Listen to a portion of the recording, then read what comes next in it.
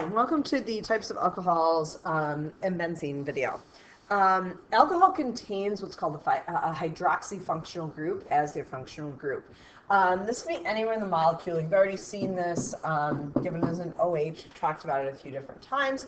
But there are some different types of alcohols, and they're classified based on where that group is, how many there are, etc. So primary alcohols, alcohols that have only one hydroxyl group are what we call monohydroxy. Now, monohydroxy alcohols can further be classified as being primary, secondary, or tertiary.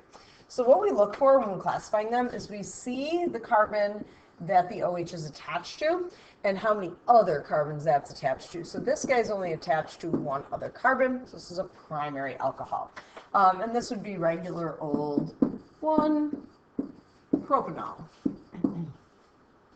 Secondary alcohols, still we have just that one hydroxy group there. In this case, though, the carbon that group is attached to two other carbons, making it considered secondary.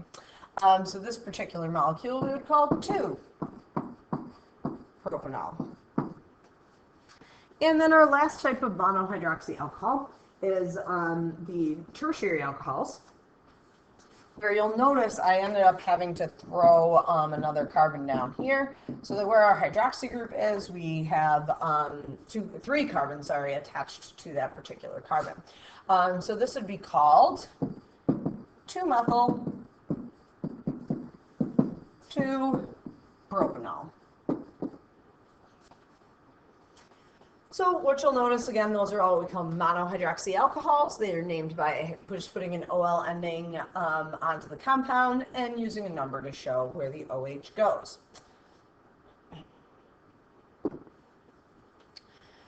We can have alcohols that have more than one hydroxy group. So we have a dihydroxy alcohol. Dihydroxy is two hydroxys. This molecule, so the naming sounds a little bit different here. This molecule is going to be called 1,2-propane-diol.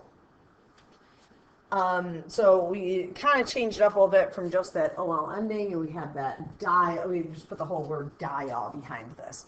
A trihydroxy alcohol has three hydroxy groups. This molecule will be 1,2,3-propane-triol.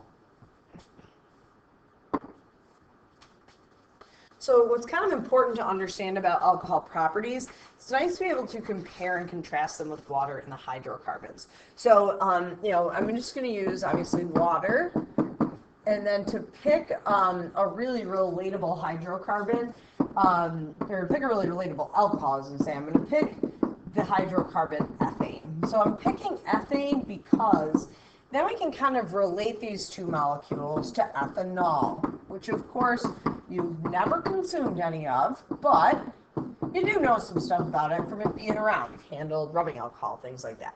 So the water molecule is very polar. An ethanol molecule is very non-polar. An ethane molecule is nonpolar. An ethanol molecule is what we consider moderately polar. So it is asymmetric. The reason it's not considered as polar as water is we don't have that very strong difference in the electronegativity difference in the bonding. So it's kind of like it has that kind of magnetic nature to it almost that we talk about when we talk about polarity. But it's kind of like more of a weak magnet as compared to a strong magnet. We know that water has very strong intermolecular forces. Ethane, as a gas at room temperature, is very weak intermolecular forces. So to give you some numbers to hold on to. So we're talking about a boiling point of 100 degrees Celsius for water. Ethane's boiling point is -89 Celsius. Not even close to being a gas at room temperature, or liquid at room temperature. Boiling point for ethane is 78 degrees Celsius. So any of you who know anything about kind of cooking with alcohol or baking with alcohol, you make rum cookies and things like that, there's no alcohol actually left in the finished product because it does boil off. So it does boil at a slightly lower temperature than water, which tells us we have moderate intermolecular forces. And if you handle rubbing alcohol, you'll have that experience of it feeling cold because it's evaporating pretty easily. Other physical properties that are important to kind of understand is that ethane is not water soluble. Because it's so nonpolar, it won't dissolve in water at all. However, ethanol, alcohol, does dissolve in water. Any form of alcoholic beverage involves water being dissolved in alcohol.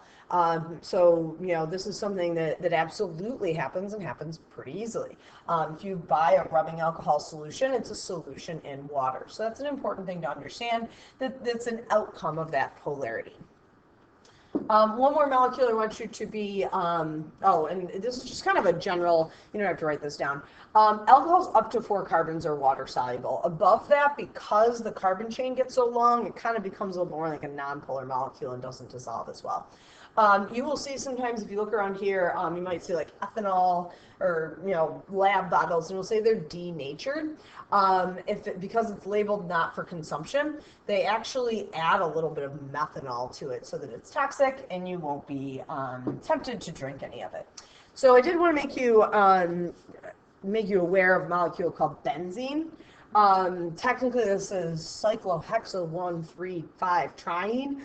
This has a resonance structure, like you can see right here, which means in reality, these bonds are very mobile. So this bond doesn't just stay here, it actually moves there and moves back and forth. So this can be depicted either of the 2 ways I've shown here.